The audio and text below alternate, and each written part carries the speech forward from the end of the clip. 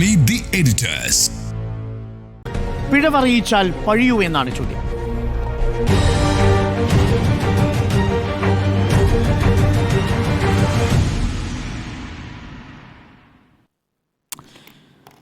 ഇന്ന് നമുക്കിപ്പം P R Sunil കൂടി ചേരുന്നുണ്ട് തിരുവനന്തപുരത്ത് നിന്നും തത്സമയം. പി ആർ സുനിലേക്ക് ആദ്യം. പി ആർ സുനിൽ, മറ്റൊരു വിവാദമായി കത്തിപ്പടരുകയാണ് ഹാരിസ് ചിറക്കലിൻ്റെ ഫേസ്ബുക്ക് പോസ്റ്റ്. ആ ഫേസ്ബുക്ക് പോസ്റ്റിനെ തുടർന്ന് സർക്കാർ ഒരു കമ്മീഷനെ പ്രഖ്യാപിക്കുന്നു. ആ കമ്മീഷൻ അന്വേഷണം നടത്തിക്കൊണ്ടിരിക്കുന്ന വേളയിലാണ് മുഖ്യമന്ത്രി തന്നെ ഇന്നലെ ഹാരിസ് ചിറക്കലിനെ എതിരെ നിലപാടുമായി രംഗത്ത് വരുന്നത്. മികച്ച രീതിയിൽ പ്രവർത്തിക്കുന്ന ആരോഗ്യ മേഖലയെ താറടിച്ച് കാണിക്കുന്നവരുടെ കയ്യിലൊരു ഉപകരണമായി മാറി എന്നതാണ് മുഖ്യമന്ത്രി പറഞ്ഞതിൻ്റെ അർത്ഥം. എന്നാൽ മറുഭാഗത്ത് ആരോഗ്യവകുപ്പ് മന്ത്രി ഈ നിമിഷം വരെയും ഹാരിസ് ചിറക്കലിനെ തള്ളി പറഞ്ഞിട്ടില്ല. എന്നാൽ ഇന്ന് സജി ചെറിയാൻ വരുന്നു, പാർട്ടി സെക്രട്ടറി വരുന്നു, ദേശാഭിമാനിയിൽ തന്നെ ലേഖനം വരുന്നു. അപ്പോൾ പിഴവറിയിച്ചാൽ പഴിയോ എന്നാണ് ചോദ്യം. സുനിൽ. Arun, good evening. ഏതായാലും കേരളത്തിലാകെ 3500ഓളം ആശുപത്രികളുണ്ടെന്നാണ് ഞാൻ മനസ്സിലാക്കുന്നത്. ഇതിൽ 1300-ൽ താഴെയാണ് സർക്കാർ ആശുപത്രികൾ. അതേസമയം കേരളത്തിലെ മൊത്തം ജനസംഖ്യയിൽ 60% ആളുകൾ ഇന്നും ആശ്രയിക്കുന്നത് കേരളത്തിലെ സർക്കാർ ആശുപത്രികളെയാണ്, സർക്കാർ മെഡിക്കൽ കോളേജുകളെയാണ്. ആ സർക്കാർ രംഗത്ത് പ്രവർത്തിക്കുന്ന ഏറ്റവും മികച്ച ഡോക്ടർമാരിൽ ഒരാളാണ് ഡോക്ടർ ഹാരിസ് എന്നാണ് ഞാൻ മനസ്സിലാക്കുന്നത്. സ്വകാര്യ മേഖലയിലൊക്കെ തന്നെ വലിയ ആഡംബര സൗകര്യങ്ങളുണ്ട്, വലിയ ശമ്പളമുണ്ട്.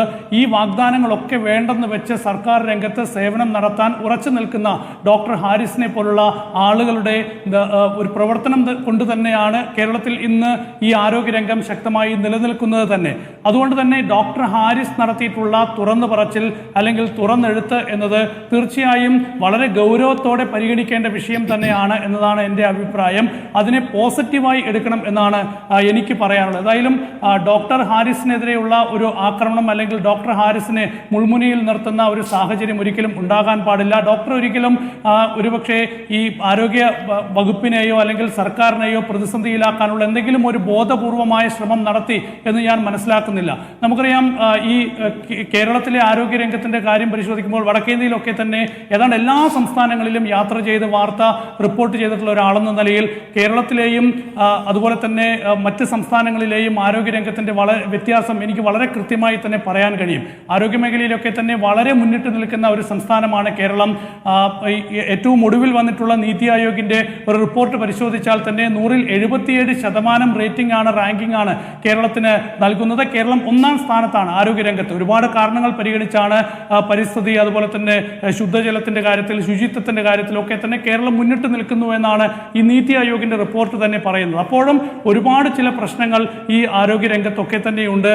അതേസമയം ഏറ്റവും ശ്രദ്ധേയമായ കാര്യം നമുക്കറിയാം, കഴിഞ്ഞ ദിവസങ്ങളിലൊക്കെ തന്നെ പത്രങ്ങളിൽ വന്നിട്ടുള്ളത് മഹാരാഷ്ട്രയിലെ പാൽഗാമിൽ ഒരു നവജാത ശിശുവിന്റെ മൃതദേഹവുമായി അച്ഛൻ 80 കിലോമീറ്ററോളം ദൂരം സഞ്ചരിച്ചു ആംബുലൻസ് കിട്ടാതെ എന്ന റിപ്പോർട്ട് കഴിഞ്ഞ ദിവസം നമ്മൾ പത്രത്തിൽ വായിച്ചതാണ്. ഒഡീഷയിലാണെങ്കിൽ ഒരു ഗർഭിണിയായ ഭാര്യയുടെ മൃതദേഹവുമായി ഒരു മനുഷ്യൻ ഏതാണ്ട് 10 കിലോമീറ്ററോളം ദൂരം ആംബുലൻസ് കിട്ടാതെ നടന്നുപോയ വാർത്തയും നമ്മൾ വായിച്ചതാണ്. മറ്റൊരു റിപ്പോർട്ടറാണെങ്കിൽ ഒരു സഹോദരന്റെ മൃതദേഹവുമായി 90 കിലോമീറ്റർ ബൈക്കിൽ സഞ്ചരിക്കേണ്ടി വന്ന സാഹചര്യം. ഇത്തരത്തിലുള്ള ഒരുപാട് റിപ്പോർട്ടുകൾ മറ്റ് പല സംസ്ഥാനങ്ങളിൽ നിന്ന് വരുമ്പോൾ കേരളം അതിൽ നിന്നൊക്കെ തന്നെ വ്യത്യസ്തമായി നിൽക്കുന്നുണ്ട്. വളരെ റൂറലായിട്ടുള്ള ഗ്രാമീണ മേഖലകളിലൊക്കെ തന്നെ ഈ ഒരു ചികിത്സാ സംവിധാനങ്ങൾ എത്തിക്കാൻ കേരളത്തിലെ ആരോഗ്യ മേഖലയ്ക്ക്, പൊതുമേഖലയിലെ ആരോഗ്യ മേഖലയ്ക്ക് കഴിയുന്നുണ്ട്. പക്ഷേ അപ്പോഴും ഡോക്ടർ ഹാരിസ് ചൂണ്ടിക്കാണിച്ചിട്ടുള്ള ഒരുപാട് പ്രശ്നങ്ങളുണ്ട്. ആ പ്രശ്നങ്ങൾ പരിഹരിക്കപ്പെടേണ്ടതാണ്. കേരളം എപ്പോഴും 1-ാമതാണ് എന്ന് പറയുമ്പോൾ പോലും ആ 1-ാമത് എന്നത് നിലനിർത്താനും ആ മേഖല അത് തുടർന്നു കൊണ്ടുപോകാനും ആ മേഖലയിലുള്ള പ്രശ്നങ്ങൾ അടിയന്തരമായി പരിഹരിക്കപ്പെടേണ്ടത്. അതുകൊണ്ട് ഹാരിസിനെ ഒറ്റതിരിഞ്ഞ് ആക്രമിക്കുകയല്ല വേണ്ടത്. ഹാരിസ് പറഞ്ഞിട്ടുള്ള കാര്യങ്ങൾ വളരെ ഗൗരവമായി കണ്ട് അത് പരിഹരിക്കണം. ഹാരിസ് പ്രധാനമായും ചൂണ്ടിക്കാണിച്ചത് ബ്യൂറോക്രസിയിലെ പ്രശ്നമാണ്. ഈ ഒരു തുറന്നു പറച്ചിലിന് ശേഷം ഡോക്ടർ ഹാരിസ് ചൂണ്ടിക്കാണിച്ചിട്ടുള്ള പ്രശ്നങ്ങൾ പരിഹരിക്കപ്പെടുന്നത് കണ്ടു. അപ്പോൾ ഈ സർജിക്കൽ ഉപകരണങ്ങളുടെ അഭാവമുണ്ട് എന്ന് പറയുന്നു, അത് ചുവപ്പ് നാടയിൽ കുരുങ്ങിക്കിടക്കുന്നു എന്ന് ചൂണ്ടിക്കാണിക്കുന്നു, തൊട്ടുപിറകെ അതൊക്കെ ലഭ്യമാകുന്ന ഒരു സാഹചര്യം. അപ്പോൾ ഒരു വിമർശനം ഉണ്ടാകുമ്പോൾ അത് പരിഹരിക്കപ്പെടുന്നുവെങ്കിൽ ഈ വിമർശനം ഉണ്ടാകുന്നതിന് മുൻപ് തന്നെ അത് പരിഹരിക്കപ്പെടാനുള്ള ഒരു സാഹചര്യം സൃഷ്ടിക്കേണ്ടതുണ്ട്. അതുകൊണ്ട് ഹാരിസിനെ കുരിശിൽ തറയ്ക്കുന്നതിന് പകരം ഈ പ്രശ്നങ്ങൾ വളരെ ഗൗരവമായി പരിഹരിച്ചുകൊണ്ട് മുന്നോട്ട് മുന്നോട്ട് പോകാനുള്ള സംവിധാനമാണ് ഉണ്ടാകേണ്ടത്.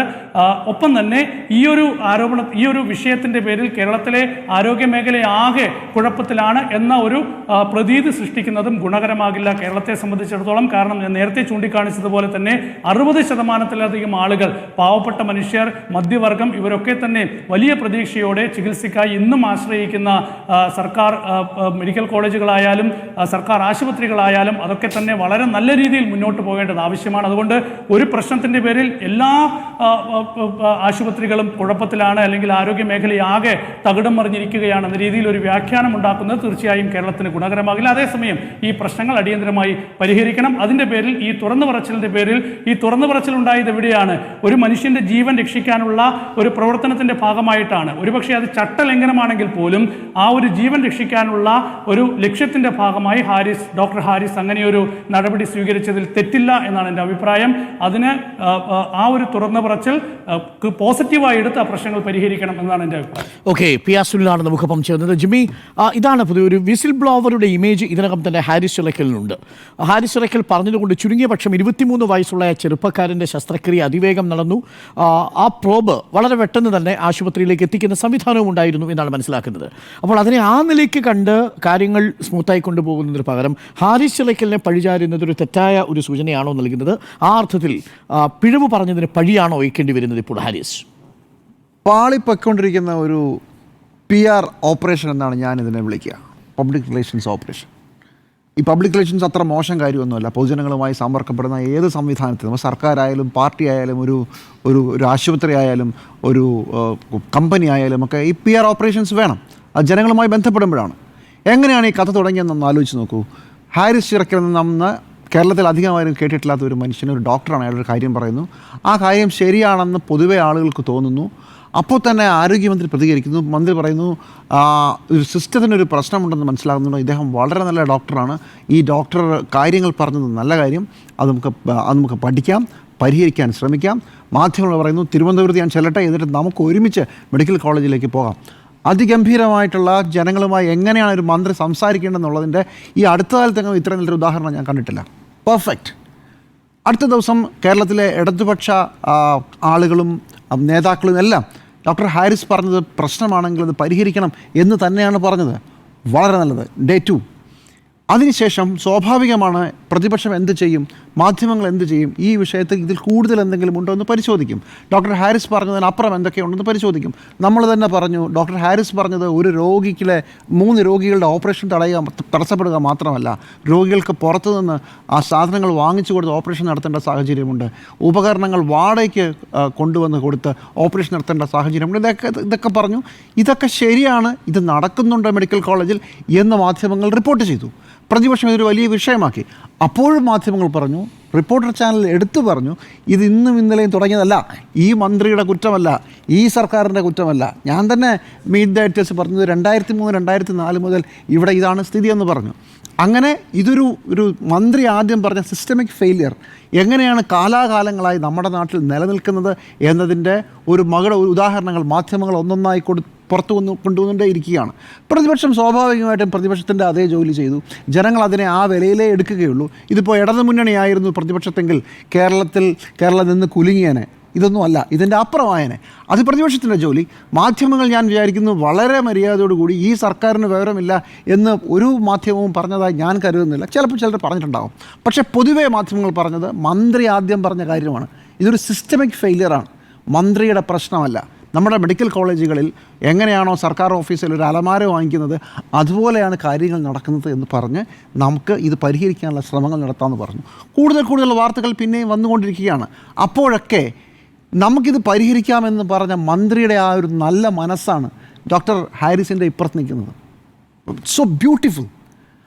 പക്ഷേ അവിടെ നിന്ന് പെട്ടെന്ന് മുഖ്യമന്ത്രി പറയുകയാണ്, സംഭവമൊക്കെ ശരി, പക്ഷേ സർക്കാരിനെ മോശപ്പെടുത്താൻ ശ്രമിക്കുന്ന ആളുകളുടെ കയ്യിലൊരു വടിയായി മാറിപ്പോയത് ശരിയായില്ല, അത് ശരിയായില്ല എന്ന് പറഞ്ഞതോടുകൂടി it was like a dog whistle എന്ന് പറയുന്നത് വേട്ടനായ്ക്കൾക്ക് കയറി ആക്രമിക്കാനുള്ള ഒരു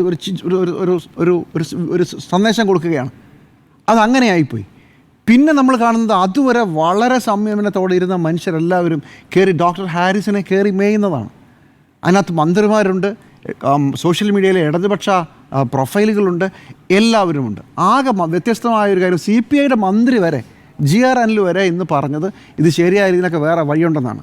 4 ദിവസം ഇവർക്ക് ആർക്കും തോന്നാതിരുന്ന ഒരു കാര്യം, മുഖ്യമന്ത്രി ശ്രീ പിണറായി വിജയൻ നിലപാട് മാറ്റിയതോടുകൂടി എല്ലാവരും നിലപാട് മാറ്റി. ആകെ CPIയുടെ സംസ്ഥാന സെക്രട്ടറി ബിനോയ് വിശ്വം മാത്രമാണ് ഒരു കുനിഷ്ടില്ലാത്ത ആളാണ് ഡോക്ടർ ഹാരിസ് എന്ന് പറഞ്ഞത്. കേരളത്തിൻ്റെ മനസ്സവിടെയാണ്. നോക്കൂ, ഇനി യുദ്ധമാണ്. ഡോക്ടർ ഹാരിസ് എന്ന് പറയുന്ന മനുഷ്യൻ കുനിഷ്ടുള്ള കള്ളനായ ഒരു മനുഷ്യനാണോ, അതോ സർക്കാർ പറയുന്നത് പോലെ സർക്കാരിൻ്റെ ഭാഗമാണോ ശരി? കേരളത്തിൻ്റെ 1ാം നമ്പർ സ്ഥാനം തട്ടിക്കളയാൻ വേണ്ടി ഹാരിസ് എന്തെങ്കിലും കാര്യങ്ങൾ ചെയ്തോ?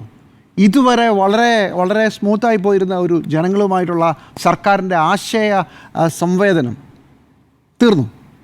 ഇനി യുദ്ധത്തിൽ ഒന്നെങ്കിൽ ഡോക്ടർ ഹാരിസ് വീഴണം, അല്ലെങ്കിൽ ഡോക്ടർ ഹാരിസ് ജയിക്കണം. ഇങ്ങനെയായി മാറി. എങ്ങനെയാണ് ഒരു കാര്യം കോളമാക്കുന്നത് എന്നുള്ളതിൻ്റെ ഒരു ഉദാഹരണമായി ഇത് മാറുകയാണ്. ഇനിയിപ്പോൾ എന്താ നമുക്ക് ചെയ്യാൻ പറ്റുക? ഡോക്ടർ ഹാരിസ് ഈ പറഞ്ഞതിനകത്ത് എന്തെങ്കിലും കുഴപ്പമുണ്ടോ? ഡോക്ടർ ഹാരിസ് ആൾ ശരിയാണോ? ഡോക്ടർ ഹാരിസിന് വേറെ എന്തെങ്കിലും ഉദ്ദേശമുണ്ടായിരുന്നു? ഇദ്ദേഹത്തിന് പണ്ട് പ്രൈവറ്റ് പ്രാക്ടീസ് ഉണ്ടായിരുന്നു മുതലായ കാര്യങ്ങളായിരിക്കും ഒരു വശത്ത്. ഡോക്ടർ ഹാരിസ് സ്വാഭാവികമായിട്ടും അദ്ദേഹം റിയാക്ട് ചെയ്യുക ചിലപ്പോൾ വളരെ ഷാർപ്പായിട്ടായിരിക്കും. എനിക്കും ചില കാര്യങ്ങൾ പറയേണ്ടതെന്ന് പറഞ്ഞ് തിരിച്ചു പറയും. പ്രതിപക്ഷം കണ്ടില്ലേ, ഇപ്പം തന്നെ തുടങ്ങിയിട്ടുണ്ട്, ഒരു തരത്തിലുള്ള മര്യാദയുമില്ലാതെ ഒരു മനുഷ്യനെ ക്രൂശിക്കുന്നു എന്ന് പറഞ്ഞ് ഈ യുദ്ധത്തിൽ ഈ 2ാം ഘട്ടത്തിൽ, ഈ PR ഓപ്പറേഷൻ 2ാം ഘട്ടത്തിൽ സർക്കാർ തോറ്റു കഴിഞ്ഞു. ഇന്ന് ഹാരിസ് ജനങ്ങൾക്കൊപ്പം നിൽക്കുകയാണ്. സർക്കാർ ഹാരിസിനൊപ്പം അല്ല, അതുവഴി ജനങ്ങൾക്കൊപ്പം അല്ല എന്ന ഒരു പ്രതീതി അവർക്ക് ഇഷ്ടപ്പെട്ടാലും ഇഷ്ടപ്പെട്ടില്ലെങ്കിലും അത് ഉണ്ടാക്കി കഴിഞ്ഞു. എന്തിൻ്റെ ആവശ്യമായിരുന്നു? എന്തിനാണ് അങ്ങനെ പറഞ്ഞത്? കേരളം 1ാം സ്ഥാനത്താണ് എന്നുള്ളതിന് എന്തൊക്കെ ഉദാഹരണങ്ങളുണ്ട്? ഈ കഴിഞ്ഞ 10 വർഷം ഇടതുമുന്നണി സർക്കാരാണ് ഭരിച്ചത്. ആ സർക്കാർ ചെയ്ത കാര്യങ്ങൾക്ക് മന്ത്രി ശ്രീ വീണ ജോർജ് തന്നെ ദേശാഭിമാനിൽ എഴുതിയ ലേഖനം, അത് അവരുടെ ഫേസ്ബുക്ക് പോസ്റ്റ്, അതിലൊക്കെ വളരെ വിശദമായി എങ്ങനെയാണ് ഈ കഴിഞ്ഞ 10 വർഷം ഞങ്ങൾ ചെയ്ത നല്ല കാര്യങ്ങളെന്ന് വിശദമായി വിശദീകരിച്ചു. പ്രതിപക്ഷത്തിന് മറുപടി ഉണ്ടാകാം. പക്ഷേ ചില പ്രശ്നങ്ങളുണ്ട്. മന്ത്രി പറഞ്ഞതുപോലെ സിസ്റ്റമിക് ഫെയിലിയറാണ്, നമുക്കത് പരിഹരിക്കാമെന്ന് കൂടെ പറഞ്ഞാൽ മന്ത്രിയുടെ മാർക്ക് കൂടുകയല്ലേ, ആരോഗ്യവകുപ്പിൻ്റെ മാർക്ക് കൂടുകയല്ലേ? അതിനി സാങ്കേതികത്വം പറഞ്ഞാൽ ഒരു ഡോക്ടറാണ്, സർക്കാർ ഉദ്യോഗസ്ഥനാണ്, ആ സർക്കാർ ഉദ്യോഗസ്ഥൻ ചെയ്തത് ശരിയായില്ല എന്ന് പറഞ്ഞുകൊണ്ട് ആ സർക്കാർ ഉദ്യോഗസ്ഥനെ ക്രൂശിക്കുമ്പോൾ നിങ്ങൾ ജനങ്ങളെ മുറിവേൽപ്പിക്കുകയാണ്. മെഡിക്കൽ കോളേജ് ആശുപത്രിയിൽ എത്രയോ കാലമായി ഈ കഷ്ടപ്പാടുകൾ മുഴുവൻ സഹിക്കുന്ന മനുഷ്യരുടെ പ്രതിനിധിയായി ഡോക്ടർ ഹാരിസ് മാറിയത് ഇവിടെയുള്ള മുഖ്യമന്ത്രിയും മന്ത്രിമാരും അറിഞ്ഞില്ലേ?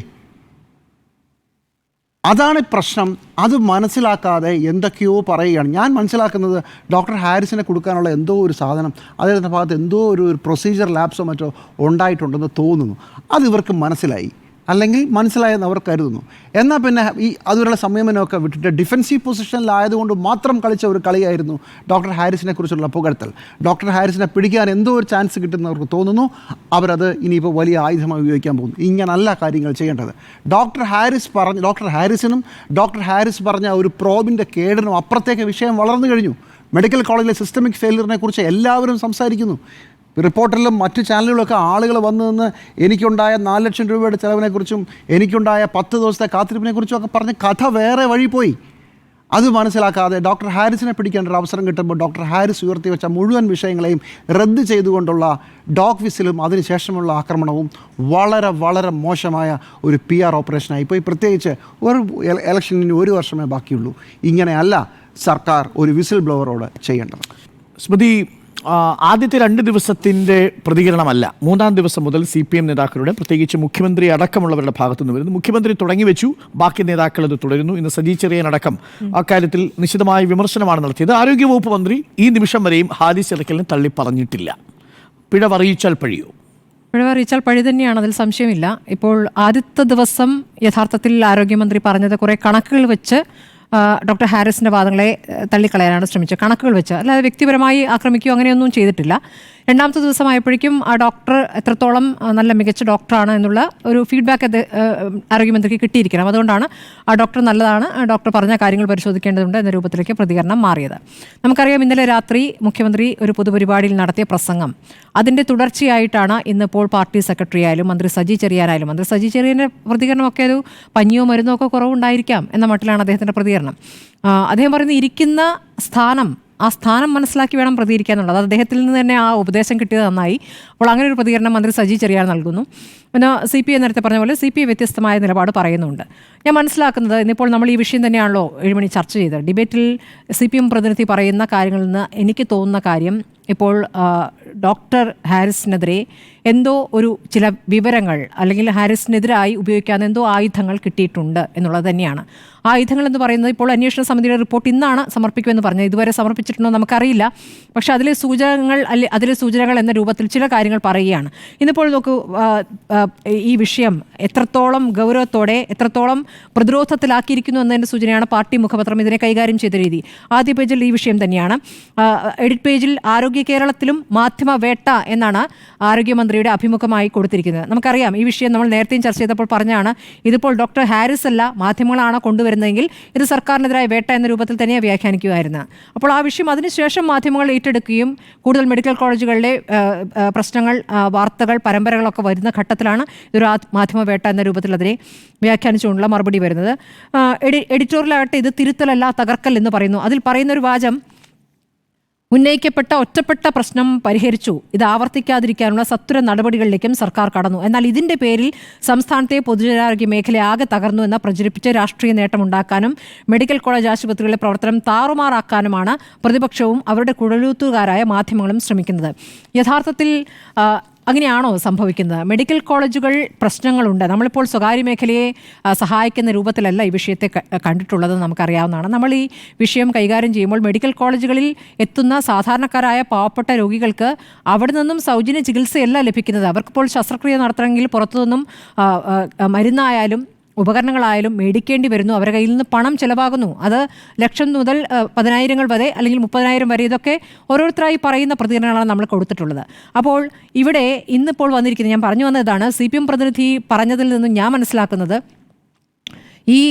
ഈ പറഞ്ഞ ഉപകരണങ്ങൾ വാങ്ങാനുള്ള അനുമതി ഈ ആശുപത്രി പർച്ചേസിംഗ് സമിതി നേരത്തെ തന്നെ കൊടുത്തിട്ടുണ്ട് എന്നും അതുപ്രകാരമാണ് ചൊവ്വാഴ്ച എത്തിയതെന്നും. കാരണം നമ്മളോട് ഇതുവരെ പ്രതികരിച്ചെന്താണ്, ഈ ഡോക്ടർ ഹാരിസ് പറയുന്നു അത് പ്രകാരം അത് ഉടനെ ഓർഡർ കൊടുക്കുന്നു, ചൊവ്വാഴ്ച എത്തും എന്നുള്ള ഉറപ്പാണല്ലോ മന്ത്രിയിൽ നിന്നടക്കം നമുക്ക് കിട്ടുന്നത്. ഇന്നത് വേറൊരു നെറേറ്റീവിലേക്ക് മാറുകയാണ്. നേരത്തെ കൊടുത്ത ഓർഡറാണ്, ആ ഓർഡർ പ്രകാരം ചൊവ്വാഴ്ച തന്നെ കിട്ടേണ്ടതായിരുന്നു. അപ്പോൾ എന്തിനാണ് ഡോക്ടർ ഹാരിസ് അങ്ങനെ പറഞ്ഞത്? അതിലെന്തോ ദുരുദ്ദേശമുണ്ട്. ഡോക്ടർ ഹാരിസ് സ്വന്തം നിലയ്ക്കോ അല്ലെങ്കിൽ മറ്റാരുടെയോ നാവായിട്ടോ പ്രതികരിക്കുകയായിരുന്നു എന്ന രൂപത്തിലാണ് അതിനെ വ്യാഖ്യാനിക്കാൻ പോകുന്നതെന്ന് തോന്നുന്നു. ഏതായാലും അന്വേഷണ സമിതിയുടെ റിപ്പോർട്ട് കിട്ടുന്നതിന് മുമ്പ് തന്നെ ഈ രൂപത്തിലുള്ള പ്രതികരണത്തിലേക്ക് വരുന്നു. പിന്നീട് പറയുന്നത് ആശുപത്രിയിൽ സൂപ്രണ്ടുണ്ട്, DD ഉണ്ട്, അപ്പോൾ അവരുടെയൊക്കെ പ്രതികരണങ്ങൾ ആണല്ലോ പ്രധാനമെന്ന് പറയുന്നു. പക്ഷേ ഈ ഡോക്ടറുടെ പ്രതികരണത്തിൽ തന്നെ പറയുന്നുണ്ട്, നേരത്തെ തന്നെ ഞാൻ മുകളിലേക്ക് പറയുന്ന മേലധികാരികൾക്ക് റിപ്പോർട്ട് നൽകി നേരിൽ സംസാരിച്ചു, ആവശ്യകത ബോധ്യപ്പെടുത്തി നടക്കാത്തത് കൊണ്ട് അവർക്ക് മുകളിലുള്ള അധികാരികളെ വിവരം അറിയിച്ചു.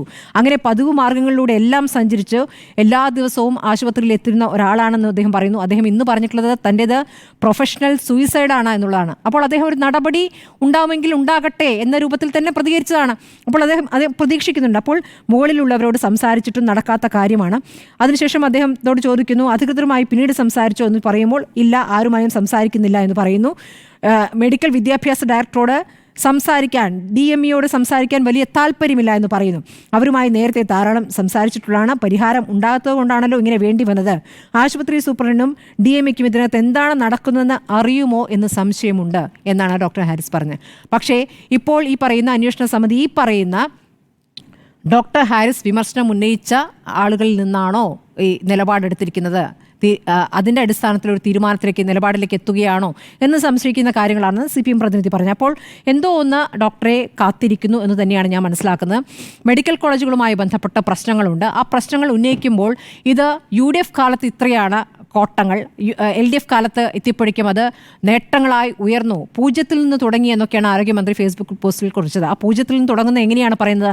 പ്രാഥമിക ആരോഗ്യ കേന്ദ്രങ്ങൾ. ഇപ്പോൾ പ്രാഥമിക ആരോഗ്യ കേന്ദ്രങ്ങൾ UDF കാലത്തായിരുന്നു, അത് മാറി കുടുംബാരോഗ്യ കേന്ദ്രമാക്കിയതാണ്. കുടുംബാരോഗ്യ കേന്ദ്രം തുടങ്ങുന്നത് LDF സർക്കാരാണ്. അപ്പോൾ 0 നിന്ന് തുടങ്ങി എന്ന് പറയുന്നത് എങ്ങനെയാണ്? അതിനു മുമ്പ് അത് ആരോഗ്യ കേന്ദ്രങ്ങൾ ഉണ്ടായിരുന്നില്ല. അന്നുണ്ടായിരുന്ന പ്രാഥമിക ആരോഗ്യ കേന്ദ്രങ്ങളായിരുന്നു. അത് കുടുംബാരോഗ്യ കേന്ദ്രങ്ങളാക്കിയത് LD സർക്കാരിൻ്റെ കാലത്താണ്. അപ്പോൾ 0-ൽ നിന്ന് തുടങ്ങിയെന്ന കണക്ക് അവിടെ തെറ്റുകയാണ്. ഈ തരത്തിൽ പിന്നെ സൗജന്യ ചികിത്സയൊക്കെ തുടങ്ങിയത് ഇടത് സർക്കാരിൻ്റെ കാലത്താണെന്ന രൂപത്തിൽ പറയുകയാണ്. കാരുണ്യ പദ്ധതിയുമായി ബന്ധപ്പെട്ട് ഇപ്പോൾ ആ രൂപത്തിൽ പറയുമോ? അന്ന് കെ എം മാണിയുടെ പദ്ധതിയാണല്ലോ അത്. ഇപ്പോൾ കെ എം മാണിയുടെ മകൻ ഇപ്പോൾ LDFിനൊപ്പമാണ്. അപ്പോൾ കേരള കോൺഗ്രസ് എം അതിൽ ഇതിൽ പറയുന്നു എന്നുള്ള കാര്യം അറിയേണ്ടതുണ്ട്. അത് മാറ്റി അത് ഇൻഷുറൻസ് സ്കീമാക്കിയതിൻ്റെ ബുദ്ധിമുട്ടുകൾ ഇപ്പോൾ സാധാരണക്കാരായ രോഗികൾ അനുഭവിക്കുന്നു എന്ന വിഷയം അവിടെ നിൽക്കുകയാണ്. അപ്പോൾ അങ്ങനെ ഒരുപാട് കണക്കുകളുണ്ട്. ഇനി ഈ നേട്ടങ്ങളുടെ കണക്ക് പറയുമ്പോൾ നിയമസഭാ രേഖയിലുണ്ട്. KSP പദ്ധതിയിൽ 15,000 കോടിയുടെ കുടിശ്ശികയുണ്ട്. ഇതിൽ 1,203 കോടിയും സർക്കാർ ആശുപത്രികൾക്ക് നൽകാനുള്ളതാണ് എന്നുള്ളതാണ്. അപ്പോൾ അതിൻ്റെ ബുദ്ധിമുട്ടുമായി ബന്ധപ്പെട്ട് തന്നെയാണ് ഡോക്ടർ ഹാരിസ് ചില കാര്യങ്ങൾ പറഞ്ഞിട്ടുള്ളത്. അത് പറയുമ്പോൾ UDFിൻ്റെ കാലത്തെ കാര്യം പറഞ്ഞാൽ ഞങ്ങളത് അതിനേക്കാൾ വലിയ നേട്ടത്തിലാണ് എന്ന രൂപത്തിൽ പറയുന്നത് ശരിയാണോ എന്ന സംശയമുണ്ട്. ഇപ്പോൾ കഫീൽ ഖാനുമായി ബന്ധപ്പെട്ടൊക്കെ UPയുമായൊക്കെ താരതമ്യമോ കേരളത്തിനെ എന്ന് പറയുമ്പോഴും കഫീൽ ഖാനുമായി ബന്ധപ്പെട്ട് അന്ന് UP മുഖ്യമന്ത്രി പറഞ്ഞ എന്താണ്, UPയെ ഉത്തർപ്രദേശിനെ അപമാനിക്കുന്നു എന്നാണല്ലോ പറഞ്ഞത്. അതേപോലെ തന്നെയാണ് ഇവിടെയും പറഞ്ഞുകൊണ്ടിരിക്കുന്നത്. ഇപ്പോൾ കേരളത്തെ അപമാനിക്കാൻ വേണ്ടിയാണ് ഡോക്ടർ ഹാരിസ് പ്രതികരിച്ചുകൊണ്ടിരിക്കുന്നത്. അത് നാടാകെ ചീത്തപ്പേരുണ്ടാക്കി, സർക്കാർ സംവിധാനത്തിന് ചീത്തപ്പേരുണ്ടാക്കി, അല്ലെങ്കിൽ കേരളത്തിന് അത് ചീത്തപ്പേരുണ്ടാക്കി എന്ന രൂപത്തിലാണ് പറയുന്നത്. ഉള്ള പ്രശ്നങ്ങളെ അഡ്രസ്സ് ചെയ്യുക, അത് പരിഹരിക്കാനുള്ള വഴി കാണുക. ഡോക്ടർ ഹാരിസ് പറഞ്ഞതിനെ അഭിനന്ദിച്ചുകൊണ്ട് അതിൽ ഒരു നടപടിയിലേക്ക് കടന്നിരിക്കുന്നു എന്നുള്ള ഒരു കാര്യം ശരിയാണ്. ആ നടപടിയുടെ ഒരു തുടർച്ചയുണ്ടാകുക, ഇതാണ് കേരളം ആഗ്രഹിക്കുന്നത്. മറിച്ചുള്ള തീരുമാനത്തിലേക്ക് പോവുകയാണ്, നേരത്തെ ജിമ്മി പറഞ്ഞ പോലെ മറിച്ചുള്ള തീരുമാനത്തിലേക്ക് പോവുകയാണെങ്കിൽ ജനം എതിരാകുമെന്നുള്ള കാര്യത്തിൽ ഒരു സംശയവുമില്ല. കാരണം സാധാരണയായ രോഗികൾ ആശ്രയിക്കുന്ന സംവിധാനമാണ്. അവിടെ അവർക്ക് ചികിത്സയ്ക്ക് പുറത്തേക്ക് പോയി മരുന്ന് വാങ്ങേണ്ടി വരികയും ഉപകരണങ്ങൾ വാങ്ങേണ്ടി വരികയും ഒക്കെ ചെയ്യുന്ന സ്ഥിതിയെക്കുറിച്ചാണ് പറയുന്നത്. ഈ ഉപകരണങ്ങൾ വാങ്ങുന്നതിൻ്റെയൊക്കെ രേഖകൾ തൻ്റെ കയ്യിലുണ്ട് എന്ന് ഡോക്ടർ വളരെ കൃത്യമായി പറയുന്നുണ്ട്. എൻ്റെ കയ്യിൽ തെളിവുണ്ട്, അന്വേഷണം വന്നാൽ തെളിവ് കാണിക്കും. ഉപകരണം നൽകുന്ന കമ്പനികളുടെ നമ്പർ ഓരോ വാർഡിലും എഴുതി വെച്ചിട്ടുണ്ട്. ഒരു രോഗികളിൽ നിന്നും 1 രൂപയും കൈക്കൂലിയായിട്ടല്ല വാങ്ങി. ഇനിയിപ്പോൾ ആ പൈസ വാങ്ങി ഈ ഉപകരണങ്ങൾ മേടിച്ചതിനെയൊക്കെ ഒരു പക്ഷേ കൈക്കൂലിയായി വ്യാഖ്യാനിച്ചേക്കുമോ എന്ന സംശയം കൂടി വരികയാണ്. അപ്പോൾ അദ്ദേഹം പറഞ്ഞ വാചകങ്ങൾ ഓർക്കണം. കഴിയുന്നിടത്തോളം ലഭ്യമായ മരുന്നുകളും ഉപകരണങ്ങൾ കൊണ്ട് നൽകാവുന്ന ചികിത്സ നൽകും. ആധുനിക ഉപകരണങ്ങൾ ആശുപത്രിയിലുണ്ട്, പക്ഷേ അവയുടെ ആക്സസറി കിട്ടുന്നില്ല. അത് വാങ്ങാൻ വലിയ വിലയാകുന്നു. ഒരു രോഗിക്ക് ഒറ്റയ്ക്ക് വാങ്ങാൻ പാടാണ്. അതുകൊണ്ട് ഒന്നിലധികം രോഗികൾ ചേർന്ന് കമ്പനിക്ക് തുക നൽകി വാങ്ങുന്ന ഉപകരണം ഉപയോഗിച്ച് ശസ്ത്രക്രിയ നടത്തേണ്ട ഗതികേടിലേക്ക് ഇതേപോലുള്ള മെഡിക്കൽ കോളേജിലെ ഡോക്ടർമാർ എത്തുന്നു. ഈ നൽകുന്ന പണത്തിന് കമ്പനികൾ വൗച്ചർ നൽകാറുണ്ട്. മെഡിക്കൽ റീഇംബേഴ്സ്മെൻറ്റിനുള്ള രോഗികൾക്ക് ഞങ്ങൾ രേഖകളുടെ അടിസ്ഥാനത്തിൽ എഴുതി ഒപ്പിട്ട് നൽകാറുണ്ട്. ശ്രദ്ധിക്കണം, കാര്യങ്ങൾ സുതാര്യമാണെങ്കിലും ഇതൊന്നും നടക്കാൻ പാടില്ലാത്തതാണ്. അതായത് ചട്ടപ്പടിയിലല്ല അദ്ദേഹം ഈ കാര്യങ്ങൾ ചെയ്തിട്ടുള്ളത്. ഇതായിരിക്കാം അദ്ദേഹത്തെ പ്രതികൂട്ടിലാക്കാൻ പോകുന്ന കാര്യങ്ങൾ. അപ്പോൾ വിജിലൻസ് അന്വേഷണം വരാം. നമ്മളെ തേടിയെത്തുന്ന രോഗികൾക്ക് സേവനം നൽകാൻ വഴിവിട്ട മാർഗങ്ങളിലൂടെ പോകേണ്ടി വരുന്നത് വിഷമകരമാണ്. അതാണ് അദ്ദേഹം പറഞ്ഞത്. അപ്പോൾ ആ വിഷമകരമായ വഴിയിലൂടെ പോയതിന് അദ്ദേഹത്തെ ചിലപ്പോൾ പ്രതികൂട്ടിലാക്കിയേക്കാം. പക്ഷേ ജനം അദ്ദേഹത്തിനൊപ്പം ഉണ്ടെന്നാണ് ഞാൻ മനസ്സിലാക്കുന്നത്. പഴി വരുന്നത് ശരിയല്ല എന്നതാണ് എൻ്റെ നിലപാട്. നിലവിൽ അത് പഴിയായി മാറുന്നു എന്ന് തന്നെയാണ് ഞാൻ മനസ്സിലാക്കുന്നത്. എന്നാൽ അതേസമയം ഡോക്ടർ ഹാരിസ് പറഞ്ഞ കാര്യങ്ങളിൽ ചില കാര്യങ്ങൾ കൂടി ഇനിയും ആരോഗ്യവകുപ്പ് ശ്രദ്ധിക്കേണ്ടതുണ്ട് എന്നാണ് ഞാൻ മനസ്സിലാക്കുന്നത്. ഒരേപോലെ തന്നെ ഡോക്ടർ ഹാരിസ് പറഞ്ഞതിനെ പിന്തുണയ്ക്കുമ്പോഴും ഡോക്ടർ ഹാരിസ് എപ്പോഴും നമ്മുടെ ചർച്ചയിലാണെങ്കിലും അതല്ലാതെയും പറഞ്ഞുകൊണ്ടിരിക്കുന്ന ഒരു കാര്യം, ഇന്ത്യയിലെ ഏറ്റവും മികച്ച ആരോഗ്യമേഖല കേരളത്തിൻ്റേത് തന്നെയാണ്. അതിൻ്റെയാണ് നേരത്തെ പുറത്തു വന്നിരിക്കുന്ന കണക്കുകളും നമ്മളോട് പറയുന്നത്. ഞാനൊരു കണക്ക് പറഞ്ഞുകൊണ്ട് മാത്രം തുടങ്ങാം. ഇപ്പോൾ കേരളത്തിലെ ആരോഗ്യമേഖല ഒന്നാകെ മോശമാണ് എന്നൊരു അഭിപ്രായം എനിക്കില്ല. ഇന്ത്യയിലെ തന്നെ ഏറ്റവും മികച്ച ആരോഗ്യമേഖലയിൽ ഒന്ന് കേരളത്തിൻ്റെതാണ്. അതിൻ്റെ കണക്കുകളും റാങ്കിങ്ങുകളും നമ്മളോട് പറയും. പക്ഷേ അത് ജനങ്ങൾക്ക് ബോധ്യമാകുമ്പോൾ സ്വാഭാവികമായും അവരുടെ പ്രതീക്ഷയ്ക്കൊത്ത് ഉയരുന്നില്ല എന്നാണ് മനസ്സിലാകുന്നത്. അങ്ങനെ വരുമ്പോൾ നമ്മുടെ മുന്നിലുള്ള ഏക മാർഗ്ഗം എന്ന് പറയുന്നത് തൊട്ട് മുമ്പുള്ള സർക്കാരുമായുള്ള താരതമ്യമാണ്. ഇപ്പോൾ ഇന്ത്യ വിഷൻ ഉണ്ടായിരുന്ന സമയത്താണെങ്കിലും അതിന് മുൻപാണെങ്കിലും ഒക്കെ നമ്മൾ മാധ്യമപ്രവർത്തനം നടത്തുമ്പോഴും നമ്മുടെ സുഹൃത്തുക്കൾ മാധ്യമപ്രവർത്തനം നടത്തുമ്പോഴും ഒക്കെ അവർക്ക് പറയുന്ന ഒരു പ്രധാനപ്പെട്ട കാര്യമുണ്ട്. നിങ്ങൾക്ക് പ്രത്യേകിച്ച് ഒരു ദിവസം വാർത്തയൊന്നും കിട്ടിയില്ലെങ്കിൽ നിങ്ങൾ നേരെ മെഡിക്കൽ കോളേജിലോട്ട് പോയാൽ മതി. അവിടെ നിന്ന് നിങ്ങൾക്ക് ചുരുങ്ങിയത് 5 വാർത്തയെങ്കിലും കിട്ടും. ഒന്നുകിൽ ഏതെങ്കിലും ഡോക്ടർമാർ സ്വകാര്യ ലാബ് ഉടമകളുമായിട്ടുള്ള ഇടപാടുകളുടെ പുറത്ത് ലാബ് സ്കാനിങ്ങിന് വേണ്ടിയിട്ട് അന്യായമായിട്ട് വിടുന്നൊരു വാർത്ത കിട്ടും. ഇല്ലെങ്കിൽ നിങ്ങൾ അവിടുത്തെ ഫാർമസിയുടെ പുറകോശത്തോട്ട് പോയാൽ മതി. അവിടെ മരുന്നുകൾ മോശം അവസ്ഥയിൽ വെച്ചിരിക്കുന്നത് കാണാം. എനിക്ക് തോന്നുന്നു ഇന്ത്യ വിഷൻ്റെ തന്നെ ഒരു പ്രധാനപ്പെട്ട വാർത്ത, അന്ന് പുറത്തു വന്ന വാർത്തയിലൊന്ന് ഈ ഫാർമസിയുടെ ഏറ്റവും മോശമായ ദയനീയമായ ചിത്രമായിരുന്നു എന്നുള്ളതാണ്. സ്കാനിങ് മെഷീനുകൾ മിക്കവാറും പ്രവർത്തിക്കാറേയില്ല. അവിടെ MRI സ്കാൻ പലപ്പോഴും ഭാഗ്യം വേണം അവിടെ കിട്ടാൻ. ആ ഒരു അവസ്ഥയുണ്ടായിരുന്നു ആ സാഹചര്യങ്ങളിലെല്ലാം. വളരെ കുത്തഴിഞ്ഞ നിലയിലായിരുന്നു അന്ന് ആരോഗ്യ സംവിധാനം പ്രവർത്തിച്ചിരുന്നത്. അതിൻ്റെ ഭാഗമായിട്ടാണ് അന്ന് UDF സർക്കാരിന് വലിയ വിമർശനങ്ങളിലൊന്ന് ആരോഗ്യ സംവിധാനം മോശമാക്കി എന്നുള്ളതാണ്. അതുകൊണ്ടാണ് LDF സർക്കാരിൻ്റെ കാലത്ത് KK ശൈലജ ടീച്ചർ വരുമ്പോൾ താരതമ്യം എന്ന് പറയുന്നത് ശിവകുമാറും KK ശൈലജയും തമ്മിലാണ്. ഒരു കാര്യം നമുക്ക് താരതമ്യം ചെയ്യാൻ പോലും പറ്റാത്ത നിലയിലായിരുന്നു ഈ രണ്ട് മന്ത്രിമാരുടെയും കാലത്തെ ആരോഗ്യ മേഖലയിലെ പ്രവർത്തനം എന്ന് പറയുന്നത്. ഇന്നിപ്പോൾ ആരോഗ്യവകുപ്പ് മന്ത്രി പറഞ്ഞ കണക്ക് രണ്ട് കണക്കേ ഞാൻ പറയുന്നുള്ളൂ. ഇത് വളരെ പ്രധാനപ്പെട്ട കണക്കാണ് താനും. ആരോഗ്യ മേഖലയിൽ വേണ്ടത്ര ധനവിനിയോഗം നടക്കുന്നില്ലേ, പോരാ എന്നതാണ് കേട്ടോ എൻ്റെ പക്ഷം. പക്ഷേ അത് UDF സർക്കാരുമായിട്ട് കൂടി താരതമ്യം ചെയ്ത് തന്നെ നമ്മൾ പറയണം. കഴിഞ്ഞ ഉമ്മൻചാണ്ടി സർക്കാരിൻ്റെ കാലത്ത് 2011 മുതൽ 2016 വരെ ആരോഗ്യ മേഖലയിൽ സർക്കാർ ആശുപത്രികൾക്ക് വേണ്ടി ചെലവഴിച്ച തുക എന്ന് പറയുന്നത് ഏകദേശം ഒരു 600-620 കോടി രൂപ മാത്രമാണ്. 620 crore പരമാവധി.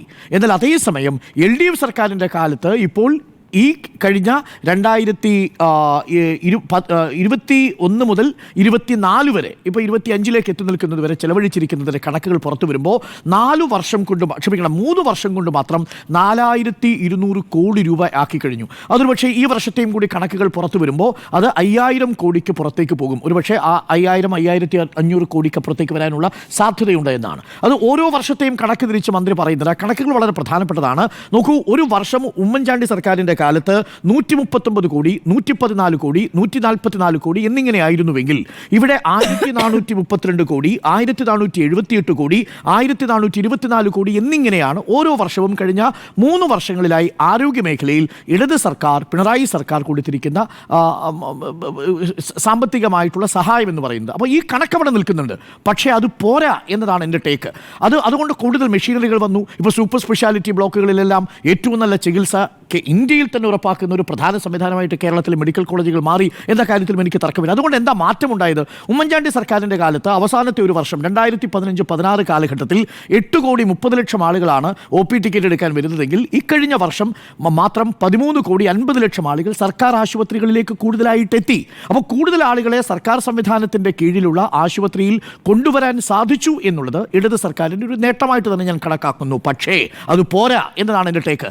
ഹാരിസിനെ പഴി പറയരുത് എന്നതാണ് എൻ്റെ ടേക്ക്. കാരണം ഹാരിസ് പറഞ്ഞിരിക്കുന്നത് ഒരു പക്ഷേ കണ്ടക്ട് റൂൾസിൻ്റെ നൂല് പിടിച്ചു നമ്മൾ നോക്കിക്കഴിഞ്ഞാൽ അതിനകത്ത് ചട്ടലംഘനമുണ്ട്. കാര്യം ഒരു സർക്കാർ ഉദ്യോഗസ്ഥൻ അച്ചടക്കം പാലിക്കേണ്ടതാണ്. സർക്കാർ സംവിധാനങ്ങളെക്കുറിച്ച്, ഗവൺമെൻറ്റിൻ്റെ നയങ്ങളെക്കുറിച്ച് ഏതെങ്കിലും തരത്തിലുള്ള വിമർശനം ആ അർത്ഥത്തിൽ ഒരു പൊതുവേദിയിൽ സർക്കാരിനെ മോശമാക്കുന്ന തരത്തിലൊക്കെ എഴുതി കഴിഞ്ഞാൽ അച്ചടക്ക നടപടി സ്വാഭാവികമായും എത്തുന്നൊരു സാഹചര്യമുണ്ട്. ഇതൊന്നും വേണ്ടല്ലോ. കേരളത്തിൽ അച്ചടക്ക നടപടി കഴിഞ്ഞ ഫേസ്ബുക്കിൽ മുഖ്യമന്ത്രിയെക്കെതിരെ വിമർശിച്ചതിൻ്റെ പേരിൽ ഉദ്യോഗസ്ഥന്മാർക്കെതിരെ നടപടി എടുത്തിട്ടുണ്ട്. പക്ഷേ ഇവിടെ മുഖ്യമന്ത്രിയോ ആരോഗ്യവകുപ്പ് മന്ത്രിയോ ഒന്നും അദ്ദേഹം പേരെടുത്ത് വിമർശിച്ചിട്ടില്ലെന്ന് മാത്രമല്ല, മുഖ്യമന്ത്രി എൻ്റെ ഗുരുനാഥനാണ് എന്ന് പോലുമാണ് ഏറ്റവും ഒടുവിൽ അദ്ദേഹം പറയുന്നത്.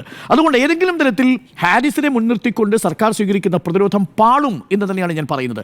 കാരണം ഹാരിസ് പറഞ്ഞ വിഷയങ്ങൾ അവിടെ ഇപ്പോഴും അവശേഷിക്കുന്നു. അതാണ് നമ്മളുടെ അന്വേഷണത്തിലും വ്യക്തമാകുന്നത്. കൊല്ലത്തുകാരനായ ഒരു പാവപ്പെട്ട മനുഷ്യന് അദ്ദേഹത്തിൻ്റെ അമ്മയെ ചികിത്സിക്കാൻ വേണ്ടി 85,000 രൂപ സർക്കാർ ആശുപത്രിയിൽ ചികിത്സയ്ക്ക് വേണ്ടിയിട്ട് ചെലവാക്കേണ്ടി വന്നു. പുറത്തുനിന്ന് എല്ലാ സാധനങ്ങളും, മരുന്ന്, പഞ്ഞിയടക്കം, പുറത്തുനിന്ന് നൂലടക്കം, സൂചിയടക്കം, പുറത്തുനിന്ന് സിറിഞ്ചടക്കം പുറത്തുനിന്ന് വാങ്ങേണ്ടി വരുന്ന സാഹചര്യം ഉണ്ടായത് നമ്മുടെ ക്യാമറയിലല്ലേ വന്ന് പറഞ്ഞത്. അതേപോലെ കിളിമാനൂരുള്ള ഒരു കുടുംബം അതേപോലെയല്ലേ നമ്മളോട് പ്രതികരിച്ചത്. അപ്പോൾ ഇങ്ങനെ ഒരുപാട് കേസുകൾ നമ്മുടെ മുന്നിലുണ്ട്. ഓരോ ആളുകളും നമ്മളെ വിളിച്ചു പറയുകയും ചെയ്യുന്നുണ്ട്. സർക്കാർ ആശുപത്രികളിൽ പോകുമ്പോൾ വേണ്ടത്ര ശസ്ത്രക്രിയ ഉപകരണങ്ങളോ ചികിത്സാ സംവിധാനങ്ങളോ ഇല്ലാത്തതുകൊണ്ട് പുറത്തുള്ള മാർക്കറ്റിനെ ആശ്രയിക്കേണ്ടി വരുന്നു. അങ്ങനെ അവർക്ക് ആയിരക്കണക്കിന് രൂപയുടെ നഷ്ടവും പ്രതിസന്ധിയും ഉണ്ടാവുന്നു. ഇതൊരു പ്രധാനപ്പെട്ട വിഷയമാണ്. പക്ഷേ ഞാൻ പ്രേക്ഷകരുടെ ശ്രദ്ധയിലേക്ക് പെടുത്തുന്നതും ആരോഗ്യവകുപ്പ് മന്ത്രിയുടെ ശ്രദ്ധയിലേക്ക് പെടുത്തുന്നതും കുറേ സുഹൃത്തുക്കളിലേക്ക് അയച്ചു തന്ന ഒരു പ്രധാനപ്പെട്ട വിവരമുണ്ട്. ഞാനത് അന്വേഷിച്ചപ്പോൾ ശരിയാണെന്ന് ബോധ്യമാവുകയും ചെയ്തു. ഇതല്ലാതെയും ഈ ബ്യൂറോക്രാറ്റിക് പ്രശ്നം അവിടെ ഉണ്ടെന്നേ. വളരെ ഗുരുതരമായ ഒരു ബ്യൂറോക്രാറ്റിക് സംവിധാനത്തിലൂടെ നമ്മൾക്ക് സമ്പൂർണ്ണ ഡിജിറ്റലാണ്. വാതിൽപ്പടിയിൽ സേവനം എത്തിയെന്ന് പറയുമ്പോഴും മെഡിക്കൽ കോളേജിലേക്ക് പോയാൽ ഇപ്പോഴും നരകതുല്യമാണ് അവിടെ പോകുന്ന ബൈസ്റ്റാൻഡേർഡ് അവസ്ഥ. രോഗിക്ക് മെച്ചപ്പെട്ട ചികിത്സയൊക്കെ അവിടെ നിന്ന് ലഭ്യമാവും. ആ ചികിത്സ ലഭ്യമായി വരും. ചിലപ്പോൾ നിങ്ങൾക്ക് കിടക്കാൻ മൾട്ടി സ്പെഷ്യാലിറ്റി പ്രൈവറ്റ് ഹോസ്പിറ്റൽ പോലെയുള്ള പഞ്ചനക്ഷത്ര സൗകര്യങ്ങളൊന്നും ഉണ്ടാവില്ല. പക്ഷേ കേരളത്തിൽ ഇതിന് ഏറ്റവും മികച്ച ഡോക്ടർമാരുടെ ഏറ്റവും മികച്ച സേവനങ്ങൾ നിങ്ങൾക്ക് അവിടെ ലഭ്യമാവും. പക്ഷേ നിങ്ങൾക്ക് ബൈസ്റ്റാൻഡർമാരുടെ അവസ്ഥ എന്നുള്ളത് ദുര്യോഗമാണ്. ഇപ്പോഴും പലതും അനാവശ്യമായിട്ടുണ്ടാക്കുന്നതാണ്. അതിലൊരു ഉദാഹരണം പറയുന്നുണ്ട്. നിങ്ങൾക്ക് എങ്ങനെയാണെന്നറിയോ? സർക്കാർ ഒരു സൂപ്പർ സ്പെഷ്യാലിറ്റി ഹോസ്പിറ്റലിൽ ഒരു സാധാരണക്കാരൻ പോയാൽ അയാൾക്ക് സർക്കാരിൻ്റെ ഇൻഷുറൻസ് സ്കീമിൽ ഏതെങ്കിലും തരത്തിൽ അല്ലെങ്കിൽ ഇൻഷുറൻസും കൂടി ഉണ്ട് എന്നിരിക്കട്ടെ, അയാൾക്ക് അനുഭവിക്കേണ്ടി വരുന്ന ബുദ്ധിമുട്ട് എന്താണെന്നറിയുമോ? ബൈസ്റ്റാൻഡർ, ഇയാൾ സ്ട്രെച്ചറിൽ പോകുന്ന ആളാണെങ്കിൽ പോലും സൂപ്പർ സ്പെഷ്യാലിറ്റി ആശുപത്രിയിൽ പോയി അവിടെ പോകുന്നതിന് മുമ്പ് ആദ്യം ഇൻഷുറൻസിലേക്ക് പോകണം. ഇൻഷുറൻസ് ഓഫീസർ ഇരിക്കുന്ന ഇവിടെ മറ്റേ അത്യാഹിത വിഭാഗത്തിൻ്റെയും മറ്റേ പുതിയ അത്യാഹിത വിഭാഗത്തിനും ഇടയ്ക്കുള്ളൊരു സ്ഥലത്താണ് ഇരിക്കുന്നത്. സൂപ്പർ സ്പെഷ്യാലിറ്റിയിൽ നിന്ന് ഏകദേശം 350 മീറ്റർ വരണം. സ്ട്രക്ചറിൽ ഇവിടെ കൊണ്ടുവന്ന് വിരലടയാളം പതിപ്പിച്ച് പുതിയ കാർഡ് എടുത്ത് അവിടെ നിന്ന് സീല് പതിപ്പിച്ച് വേണം ഇനി ഡോക്ടറെ കാണാൻ പോകാൻ. ഡോക്ടർ 2 കുറിപ്പ് കൊടുക്കും. ഒന്ന് മരുന്നിനുള്ളൊരു കുറിപ്പ് കൊടുക്കും, പിന്നെ ശസ്ത്രക്രിയ ഉപകരണങ്ങൾക്കുള്ളൊരു കുറിപ്പ് കൊടുക്കും. ഇത് കൂടാതെ വേറൊരു കുറിപ്പ് കൂടെ കൊടുക്കും. അതെന്തിനാണെന്നറിയാമോ? അത് പുറത്തുനിന്ന് വാങ്ങേണ്ട സാധനങ്ങളെ കുറിച്ചുള്ള കുറിപ്പും സ്കാനിങ്ങുമായും ബന്ധപ്പെട്ട കുറിപ്പും കൂടെ കൊടുക്കും. അപ്പോൾ സ്കാനിങ്ങുമായി ബന്ധപ്പെട്ടൊരു കുറിപ്പ്, ശസ്ത്രക്രിയ ഉപകരണങ്ങളുടെയും മരുന്നിൻ്റെയും മറ്റൊരു കുറിപ്പ്. ഈ 2 കുറിപ്പിൻ്റെ കോപ്പി ഉടനെ എടുത്തു വയ്ക്കണം. എന്നിട്ട് അവിടെ നിന്ന് ഈ ബൈസ്റ്റാൻഡർ 300 മീറ്റർ വന്ന് ഇൻഷുറൻസ് ഓഫീസിൽ വന്ന് അവിടെ നിന്ന് സീല് പതിച്ച് ആ സീലുമായിട്ട് ആദ്യം മരുന്നിൻ്റെ സീലുമായിട്ട് പോകണം. അദ്ദേഹം വിഭാഗത്തിലെ ഫാർമസി പോകണം. അവിടെ ചെല്ലുമ്പം അദ്ദേഹത്തെ ഫാർമസി മിക്കവാറും മോസ്റ്റ് പ്രോബബ്ലി അവിടെ മരുന്നില്ല എന്ന് എഴുതി കാണിക്കും. അത് സീൽ വെക്കണം. എന്നിട്ട് അതിൻ്റെ കോപ്പി എടുക്കണം. വീണ്ടും 400 മീറ്റർ പോകണം. എങ്ങോട്ട്? ഇൻഷുറൻസ് ഓഫീസിൽ പോകണം. അവിടെ കൊടുത്ത് അത് സാങ്ഷൻ ചെയ്തതിന് ശേഷം തിരിച്ചെങ്ങോട്ട് പോകണം? അവിടുന്ന് സീൽ വെച്ചതിന് ശേഷം കാരുണ്യ ഫാർമസിയിലേക്ക് പോകണം. കാരുണ്യ ഫാർമസി ചെല്ലുമ്പോൾ കിട്ടി, കിട്ടാത്തത് അവിടെ ഇല്ല എന്ന് എഴുതി വെക്കും. അവിടെയും സീലെടുത്ത് കോപ്പി എടുക്കണം. വീണ്ടും 400 മീറ്റർ തിരിച്ച് ഇൻഷുറൻസ് ഓഫീസിൽ പോകണം. ഇൻഷുറൻസ് ഓഫീസിൽ പോയിട്ട് വീണ്ടും അവിടെ നിന്ന് സീല് പതിപ്പിച്ച് പുറത്തുള്ള ഹിന്ദുസ്ഥാൻ കെയറിൻ്റെ ഫാർമസിയിൽ പോയി വേണം ഇതൊക്കെ വാങ്ങാൻ. അതായത് ഒരു തവണ പ്രിസ്ക്രിപ്ഷൻ്റെ കാര്യമാണ്. ഇങ്ങനെ 2-3 തവണ ഡോക്ടർ പ്രിസ്ക്രിപ്ഷൻ എഴുതുമ്പോൾ ഒരു ദിവസം ഒരാൾ 4-5 കിലോമീറ്റർ നടന്നു കഴിയും. ഈ മെഡിക്കൽ കോളേജിലെ അവസ്ഥ എന്ന് പറയുന്നത് ഇത് ചെറിയ കാര്യമാണോ? ഇത് ഡോക്ടർ ഹാരിസ് സൂചിപ്പിച്ചതല്ല, നമ്മൾ തന്നെ നേരിട്ട് ബോധ്യമായതും നമ്മളോട് സുഹൃത്തുക്കൾ പലതവണ ഫോർവേഡ് ചെയ്തിരുന്നതുമായ മെസ്സേജുകളിൽ നമ്മൾ പരിശോധിച്ചപ്പോൾ മനസ്സിലായ കാര്യമാണ്. ഇതൊക്കെ നൊടിയിട കൊണ്ട് കമ്പ്യൂട്ടറിലൂടെ സാധ്യമാവുന്ന കാര്യങ്ങളാണ്. എന്തിനാണ് ഇത്രയും ബുദ്ധിമുട്ട് അനുഭവിപ്പിക്കുന്നത്? ഇതാണ് ഒരു ബ്യൂറോക്രാറ്റിക് സിസ്റ്റം അവിടെ പ്രവർത്തിക്കുന്നുണ്ട്. ഇത് വളരെ അപരിഷ്കൃതമാണ്. അത് ഒരിക്കലും ഒരു ആധുനിക ഡിജിറ്റൽ കാലത്ത് അംഗീകരിക്കാൻ പറ്റാത്തതാണ്. അതുകൊണ്ടാണ് ഞാൻ പറഞ്ഞത് 6000 കോടി രൂപയൊക്കെ കേരളത്തിൻ്റെ പൊതു ആരോഗ്യ മേഖലയ്ക്ക് വേണ്ടി സർക്കാർ മാറ്റിവെക്കുമ്പോഴും അവിടെ വരുന്ന ജനങ്ങൾക്കുണ്ടാവുന്ന ബുദ്ധിമുട്ടുകൾ യഥാർത്ഥത്തിൽ സർക്കാരിന് വേണ്ടത്ര പരിഗണിക്കാൻ കഴിഞ്ഞു എന്ന കാര്യത്തിൽ എനിക്ക് സംശയമുണ്ട്. അതിനകത്തൊരു വിമർശനം നടത്തുന്നത് കൊണ്ട് അയാൾ ഏതെങ്കിലും തരത്തിൽ സർക്കാരിനെതിരെ പ്രവർത്തിച്ചു എന്നത് നമുക്ക് കരുതാൻ കഴിയില്ല. മാത്രമല്ല സർക്കാരിൻ്റെ തെറ്റായ ഒരു പോളിസി എന്ന് പറയുന്നത് ഇങ്ങനൊരു വിസിൽ ബ്ലോവറെ ആദരിക്കുക എന്നുള്ളത് ഒരു ഇടതുപക്ഷത്തിൻ്റെ ഒരു രാഷ്ട്രീയ മര്യാദയാണ്. നമുക്ക് പറയാം ഇങ്ങനെയൊക്കെ എല്ലാ ഉദ്യോഗസ്ഥന്മാരും തുടങ്ങിയാൽ എങ്ങനെയാണ്. പക്ഷേ ഇവിടെ അങ്ങനെയല്ല. ഇവിടെ മെഡിക്കൽ അത്യാഹിത വിഭാഗത്തിൽ നമ്മുടെ മുന്നിൽ ആ രോഗി വന്നില്ലേ, 23 വയസ്സുള്ള ചെറുപ്പക്കാരന്. അദ്ദേഹം പറയുന്നത് ആ പയ്യൻ്റെ അവസ്ഥ കണ്ടപ്പോഴാണ് എനിക്കിത് എഴുതണമെന്ന് തോന്നിയത് എന്നാണ്. അങ്ങനെ ആ ഒരു സാഹചര്യം ഉണ്ടാകുന്നത് എപ്പോഴാണ്? ഒരു പ്രോബിൻ്റെ കാര്യമാണ്. ഇങ്ങനെ ഒരുപാട് സന്ദർഭങ്ങളുണ്ട്. ഇതൊരു വകുപ്പിലുള്ള വിഷയമല്ല, ഇത് യൂറോളജി വിഭാഗത്തിൽ നിങ്ങൾ പോയി നോക്കൂ. അവിടെയുള്ള മിക്കവാറുമുള്ള എല്ലാ വകുപ്പിലും ഇതാണ് അവസ്ഥ. കേരളത്തിലുള്ള മിക്കവാറും എല്ലാ മെഡിക്കൽ കോളേജിലും. നാളെ കോഴിക്കോട് നിന്നൊരു സ്റ്റോറി വരുന്നുണ്ട്, അവിടെയും സമാനമാണ് അവസ്ഥ. പത്തനം ഇടുക്കിയിൽ നിന്ന് വരുന്നുണ്ട്, അവിടെയാണെങ്കിൽ വേറെ ചില അവസ്ഥകളുണ്ട്. അത് നാളെ നമ്മൾ കൊടുക്കുന്നുണ്ട് പ്രേക്ഷകരിലേക്ക്. ഇതൊക്കെ ശ്രദ്ധിക്കുക എന്നുള്ളത് വളരെ പ്രധാനപ്പെട്ട കാര്യമാണ്. ഇതിനൊരു റിനോവേഷൻ എങ്ങനെയാണ് പഞ്ചായത്ത് വകുപ്പിൽ കാര്യങ്ങൾ വളരെ വേഗം മാറുന്നത്? എങ്ങനെയാണ് വാതിൽപ്പടി സേവനങ്ങൾ വന്ന ആ വകുപ്പ് തന്നെ മാറുന്നത്? സമാനമായ രീതിയിൽ ജനങ്ങൾക്ക് ആ മാറ്റം ഫീൽ ചെയ്യണം. തീർച്ചയായിട്ടും അത് ധാരാളം പണം അതിലേക്ക് വരുന്നുണ്ട്. മികച്ച ചികിത്സ നമുക്ക് ലഭ്യമാക്കാൻ നമ്മൾ ശ്രമം നടത്തുന്നുണ്ട്. പക്ഷേ ബുദ്ധിമുട്ട് അവസാനിക്കുന്നില്ല എന്നുള്ളതാണ് യാഥാർത്ഥ്യം. അത് ചൂണ്ടിക്കാണിച്ച ഡോക്ടറെ അതിൻ്റെ പേരിൽ പീനലൈസ് ചെയ്യരുത് എന്നുള്ളതാണ് നമ്മുടെ നിലപാട്. അത് പക്ഷേ സർക്കാർ പറയുന്നത് പ്രതിപക്ഷത്തിൻ്റെ കയ്യിലെ വടിയാണ്. അങ്ങനൊരു വടി അവിടെ കിടപ്പുണ്ട് സാർ. ആ വടി ഉള്ളതുകൊണ്ടാണ് പ്രതിപക്ഷം എടുത്തത്. അത് ഹാരിസ് വെട്ടിക്കൊണ്ടുവന്ന വടിയല്ല. ഇത് കൃത്യസമയത്ത് യഥാവിധി നടപ്പിലാക്കാൻ കഴിഞ്ഞിരുന്നുവെങ്കിൽ ഇതിന് ബുദ്ധിമുട്ടുണ്ടാവില്ല. ശരിയാണ്, പർച്ചേസിങ്ങിനൊക്കെ ഒരു സമയമെടുക്കും. അതിന് ടെൻഡർ വിളിക്കുന്നതും അതിൻ്റെ പ്രൊസീജിയർ എന്നൊക്കെ പറയുന്നത് വളരെ കോംപ്ലിക്കേറ്റഡ് പ്രൊസീജിയറാണ്. നിങ്ങൾ എന്തിനാണ് സാർ ഇങ്ങനെ കോംപ്ലിക്കേറ്റഡ് ആക്കുന്നത്? പക്ഷേ അപ്പോൾ പ്രതിപക്ഷം മറുപടി പറയണം. ഇനി ഈ പർച്ചേസിംഗ് ഇല്ലാതെ, ഈ ടെൻഡറുകളില്ലാതെ കൃത്യസമയത്ത് ഓർഡർ പ്ലേസ് ചെയ്യുന്ന സമയത്ത് ഹോസ്പിറ്റൽ മാനേജ്മെൻറ്റ് കമ്മിറ്റിയും ഡെവലപ്മെൻറ്റ് കമ്മിറ്റിയും അത് കൂടി അതിൻ്റെ കൊട്ടേഷൻ വിളിച്ച് ഏറ്റവും കുറഞ്ഞത് കോട്ട് ചെയ്ത് കൃത്യമായിട്ട് രേഖാമൂലം ഇത് അറിയിക്കുമ്പോഴുള്ള സമയതാമസം മറികടക്കാൻ ഏതെങ്കിലും സ്വന്തം റിസ്കിൽ ഒരു മന്ത്രി തീരുമാനിച്ചാൽ എന്തായിരിക്കും അവസ്ഥയുണ്ടാവുക? നമ്മളത് കോവിഡ് കാലത്ത് കണ്ടതാണ് എന്നുകൂടി മാത്രമേ എനിക്ക് ഈ വിഷയത്തിൽ പറയാനുള്ളൂ. അതുകൊണ്ട് പഴിചാരുന്നത് തെറ്റായ ഒരു രീതി സൃഷ്ടിക്കും. പ്രത്യേകിച്ച് ഈ വിഷയത്തിൽ ഡോക്ടർ ഹാരിസ് ചിറക്കലിനോടൊപ്പം കേരളത്തിൻ്റെ പൊതുബോധമുണ്ട്.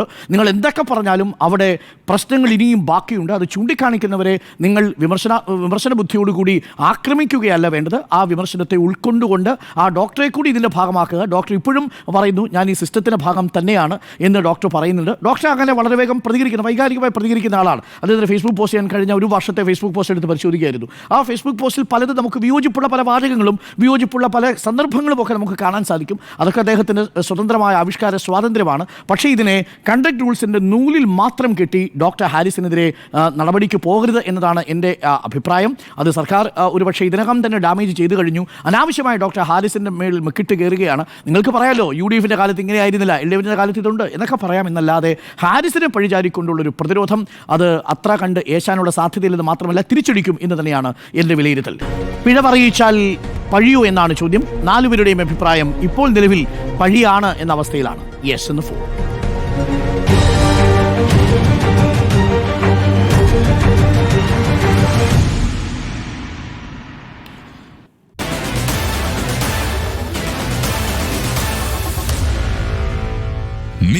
editors.